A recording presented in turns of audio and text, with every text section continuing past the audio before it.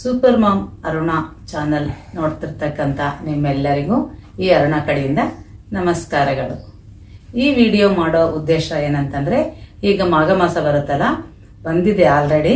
ಮಾಘ ಮಾಸದಲ್ಲಿ ವಿಶೇಷವಾದದ್ದು ರಥಸಪ್ತಮಿ ಅಂತ ಬರುತ್ತೆ.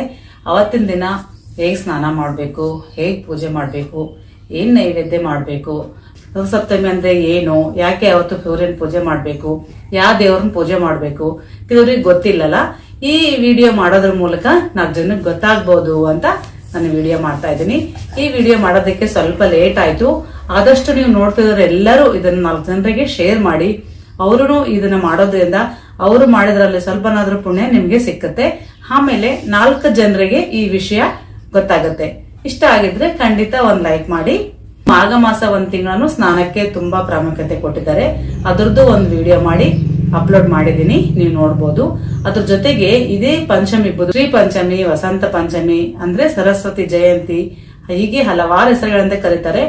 ಅವತ್ತಿನ ದಿನ ಅಕ್ಷರಾಭ್ಯಾಸ ಮಾಡಿಸಬಹುದು. ಇಲ್ಲ ಅಕ್ಷರಾಭ್ಯಾಸ ಮಾಡಿದ್ರೆ ಸರಸ್ವತಿ ಪೂಜೆಯನ್ನ ಹೇಗ್ ಮಾಡ್ಬೇಕು ಅಂತಾನು ಒಂದು ವಿಡಿಯೋ ಮಾಡಿ ಅಪ್ಲೋಡ್ ಮಾಡಿದೀನಿ, ಅದನ್ನು ನೀವು ನೋಡ್ಬೋದು. ರಥಸಪ್ತಮಿ ಅಂದ್ರೆ ಏನು, ಯಾವ ದೇವ್ರನ್ನ ಪೂಜೆ ಮಾಡಬೇಕು ಅಂದ್ರೆ ಅವತ್ತು ಸೂರ್ಯನಿಗೆ ಅರ್ಘ್ಯ ಸಲ್ಲಿಸಬೇಕು, ಆತನಿಗೆ ನೈವೇದ್ಯ ಮಾಡಬೇಕು. ಸೂರ್ಯ ಕಣ್ಣಿಗೆ ಕಾಣೋ ಭಗವಂತ, ಸೂರ್ಯ ನಾರಾಯಣ, ಸೂರ್ಯ ಭಗವಂತ, ಸೂರ್ಯ ನಮಸ್ಕಾರ, ಹೀಗೆ ಹಲವಾರು ಕೆಲವರು ಮಾಡ್ತಾನೆ ಬಂದಿದ್ದಾರೆ. ಇವತ್ತು ಅದೊಂದು ಸ್ಪೆಷಲ್. ನಮ್ಗೆ ಎಲ್ಲರಿಗೂ, ಮಕ್ಕಳಿಗೂ ಅರ್ಥ ಆಗೋ ರೀತಿ ಹೇಳ್ಬೇಕಂದ್ರೆ ಸೂರ್ಯನ ಬರ್ಡೇ ಅಂತಾನೆ ಹೇಳ್ಬೋದು. ಇವತ್ತಿನ ದಿನ ಹೇಗ್ ಸ್ನಾನ ಮಾಡ್ಬೇಕು ಅಂದ್ರೆ, ನಿಮಗೆ ಹತ್ರದಲ್ಲಿ ಎಲ್ಲಾದ್ರೂ ಎಕ್ಕೆ ಗಿಡ ಇರುತ್ತಲ್ಲ, ಎಕ್ಕೆ ಎಲೆಗಳನ್ನ 7 ಎಲೆಗಳನ್ನ ತಗೊಂಡ್ ಬರ್ಬೇಕು. ಅದನ್ನ ತಲೆ ಮೇಲೆ, ಭುಜದ ಮೇಲೆ ಮತ್ತೆ ಕಾಲುಗಳ ಮೇಲೆ ಇಟ್ಕೊಂಡು ಸ್ನಾನನ ಮಾಡ್ಬೇಕು. ಬಿಸಿನೀರ್ ಸ್ನಾನ ಮಾಡ್ಬೇಕು. ನಿಮ್ಗದು ಸಿಕ್ಕಿಲ್ಲ ಅಂದ್ರೆ ಬಾರೆಹಣ್ಣು ಅಂತ ಬರುತ್ತೆ, ಸಣ್ಣ ಬಾರೆಹಣ್ಣು, ಸಂಕ್ರಾಂತಿ ಹಬ್ಬಕ್ಕೆಲ್ಲ ಯೂಸ್ ಮಾಡ್ತೀವಲ್ಲ, ಆ ಹಣ್ಣುಗಳನ್ನ ನೀರಲ್ಲಿ ಹಾಕಿ ಸ್ನಾನ ಮಾಡ್ಬೋದು.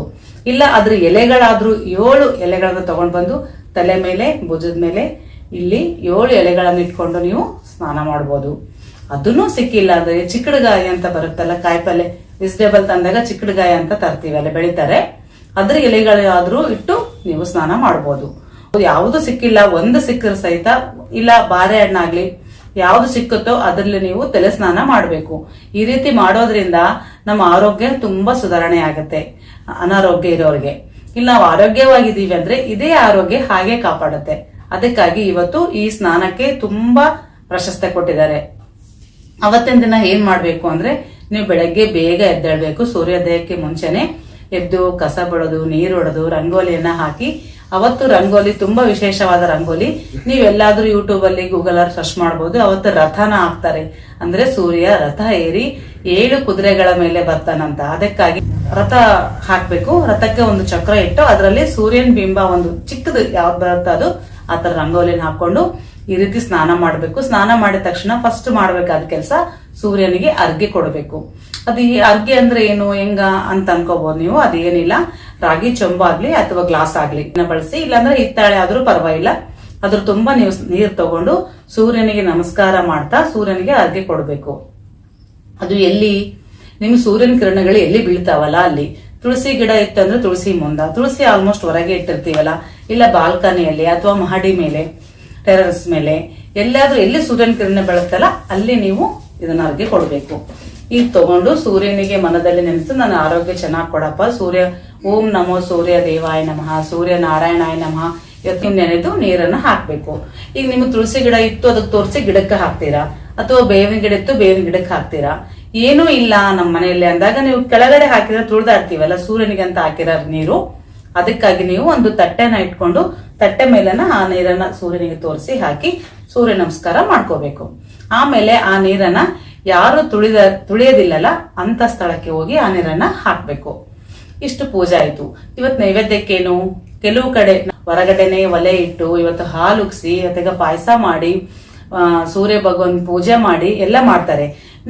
ನಿಮ್ ಮನೇಲಿ ಅವೆಲ್ಲ ಆನ್ವಾಯಿತಿ ಇಲ್ಲ ಅನ್ನೋದಾದ್ರೂ ಅಟ್ಲೀಸ್ಟ್ ಅವತ್ತಿನ ದಿನ ಸ್ಟವ್ ತೊಳ್ಕೊಂಡು ಚೆನ್ನಾಗಿ ಗ್ಯಾಸ್ ಸ್ಟವ್ಗೆ ಪೂಜೆ ಮಾಡಿ, ಅದಕ್ಕೆ ರಂಗೋಲಿಯನ್ನ ಹಾಕಿ, ಅದರ ಮೇಲೆ ಒಂದು ಪಾತ್ರೆಯಲ್ಲಿ ಹಾಲಿಟ್ಟು ಹಾಲು ಉಗ್ಸ್ಬೇಕು. ಅವತ್ತು ನಾವು ಪೊಂಗಲ್ ಹೆಂಗ್ ಮಾಡಿರ್ತೀವಲ್ಲ, ರಂಗೋಲಿ ಹಾಕ್ಬೇಕಾದ್ರೂ ಅದೇ ರೀತಿ ಇವತ್ತು ರಥಸಪ್ತಮಿಗೂ ಸಹಿತ ಹಾಲು ಉಗ್ಸ್ಬೇಕು. ಹಾಲು ಉಗ್ಸಿದ್ಮೇಲೆ ಅದೇ ಹಾಲಿನಲ್ಲಿ ಸ್ವಲ್ಪ ಪಾಯಸ ಮಾಡಿ ದೇವರಿಗೆ ನೈವೇದ್ಯ ಇಡಬೇಕು. ಹಾಗೆ ನೀವು ಗೋಧಿ ಪಾಯಸ ಆಗ್ಲಿ ಅವತ್ತು, ಇಲ್ಲಾಂದ್ರೆ ಗೋಧಿ ರವಾ ಬರುತ್ತಲ್ಲ, ಸಜ್ಜಿಗೆ ಅಂತ ಮಾಡ್ತೀವಲ್ಲ, ಸಿರಾ, ಅದನ್ನಾದ್ರೂ ನೀವು ಮಾಡಿ ದೇವರಿಗೆ ನೈವೇದ್ಯ ಇಡಬೇಕು. ಆಮೇಲೆ ನೀವು ಇವತ್ತು ಹೊಸ ಬಟ್ಟೆಗಳನ್ನು ಧರಿಸಿದ್ರೆ ತುಂಬಾ ವಿಶೇಷ. ಯಾಕಂದ್ರೆ ನನಗೆ ಗೊತ್ತಿರೋ ನಮ್ಮ ಮಮ್ಮಿ ಹೇಳ್ದಾಗಿಂದ ಇವತ್ತಿನವರೆಗೂ ನಾನು ಹೊಸ ಡ್ರೆಸ್ಸೇ ಹಾಕಿದ್ದೀನಿ, ಅಥವಾ ಹೊಸ ಸ್ಯಾರಿ ಆಗ್ಲಿ ಏನೇ ಆಗ್ಲಿ ಅವತ್ತು ಹೊಸ ಬಟ್ಟೆಗಳನ್ನ ಧರಿಸ್ಬೇಕು ಅಂತ ಹೇಳ್ತಾರೆ. ನಿಮ್ಮ ಹತ್ರ ಇತ್ತು ಅಂದ್ರೆ ಎತ್ತಿಟ್ಕೊಂಡು ಅವತ್ತ ಉಟ್ಕೊಳ್ಳಿ. ಇಲ್ಲ ಅಂದ್ರೆ ಯಾವ್ದಾದ್ರು ನೀರಲ್ಲೇ ಹಾಕಿರಲ್ಲ ಇನ್ನು, ಅದು ಒಂದ್ಸಲ 2 ಸಲ ಉಟ್ಟಿರ್ತೀರ ಅಷ್ಟೇ. ಆತರ ಒಂದು ಹೊಸ ಬಟ್ಟೆಗಳನ್ನಾದ್ರೂ ಇವತ್ತು ಧರಿಸೋದು ತುಂಬಾನೇ ವಿಶೇಷ ಅಂತ ನಾನು ಯಾವಾಗ್ಲೂ ಹಾಗೆ ಮಾಡ್ತಾ ಇದ್ದೀನಿ. ಕೆಲವು ಕಡೆ ಈಗ ಸೂರ್ಯ ದೇವಾಲಯಗಳ ಸತ ಆಗಿದ್ದಾವೆ, ಅಲ್ಲಿ ಹೋಗಿ ಮಾಡ್ಬೋದು. ಇಲ್ಲಾಂದ್ರೆ ನೀವು ಮನೇಲೆ ಸೂರ್ಯನ ಫೋಟೋ ಇತ್ತಂದ್ರೆ ಮಾಡ್ಬೋದು. ಇಲ್ಲಾಂದ್ರೆ ಈಗೆಲ್ಲ ಮನೆ ಸಿಗಾಕಾಕ ಎಲ್ಲ ಕಡೆ ನೀವು ಟೂರಿಸಂ ಪ್ಲೇಸ್ ಅಲ್ಲೆಲ್ಲ ನೋಡಿ, ಸೈಟ್ ಸೀನ್ಸ್ ಎಲ್ಲ ನೋಡಕ್ ಹೋಗ್ತೀವಲ್ಲ, ಅಲ್ಲೆಲ್ಲ ಇಷ್ಟು ಸೂರ್ಯ ಇರ್ತಾನೆ, ರಾಗಿದಾಗ್ಲಿ ಹಿತ್ತಾಳಿದಾಗ್ಲಿ, ಅದಕ್ಕಿಟ್ಟಾದ್ರೂ ಸಹಿತ ನೀವು ಪೂಜೆ ಮಾಡ್ಬೇಕು. ಇವತ್ತು ಅತ್ತಂದೇ ಅಲ್ಲ ಸ್ಪೆಷಲ್. ಹಾಗಾಗಿ ಆ ಸೂರ್ಯನ ನೆನಪಲ್ಲಿ ನೀವು ಇದೇ ತರ ಪೂಜೆ ಮಾಡ್ಕೊಳ್ಳೋದ್ರಿಂದ ನಿಮ್ಮ ಆರೋಗ್ಯ ಸದಾ ಕಾಲ ಚೆನ್ನಾಗಿರುತ್ತೆ ಅಂತ ಹಿರಿಯರು ಹೇಳ್ಕೊಂಡು ಬಂದಿದ್ದಾರೆ. ಇದೆಲ್ಲದಕ್ಕೂ ಸೈಂಟಿಫಿಕ್ ರೀಸನ್ ಅದ, ಯಾವ್ದು ಮೂಢನಂಬಿಕೆ ಅಲ್ಲ, ಯಾವ್ದು ಪೂಜೆ ಅಲ್ಲ.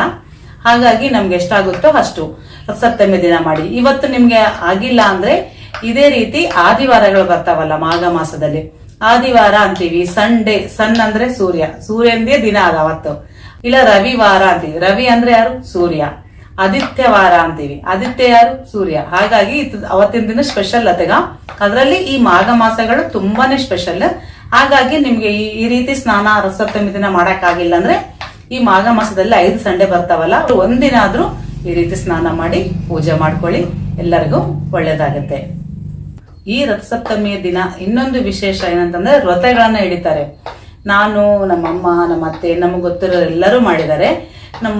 ಮುಂದೆ ಕೆಲವು ಜನರೇಷನ್ ಮಾಡ್ಲಿ ಅನ್ನೋ ಉದ್ದೇಶಕ್ಕ ನಾನ್ ಮಾಡತಕ್ಕಂತ ವ್ರತಗಳ ಬಗ್ಗೆ ಅಥವಾ ಕೆಲವು ವ್ರತಗಳ ಬಗ್ಗೆ ನಾನು ಇನ್ನೊಂದು ವಿಡಿಯೋದಲ್ಲಿ ಅಪ್ಲೋಡ್ ಮಾಡಿ ತಿಳಿಸ್ತೀನಿ. ಖಂಡಿತ ನೋಡಿ ಅಂತ ಹೇಳ್ತಾ ಈ ವಿಡಿಯೋ ಮುಗಿಸ್ತಾ ಇದ್ದೀನಿ. ಎಲ್ಲರಿಗೂ ನಮಸ್ಕಾರ.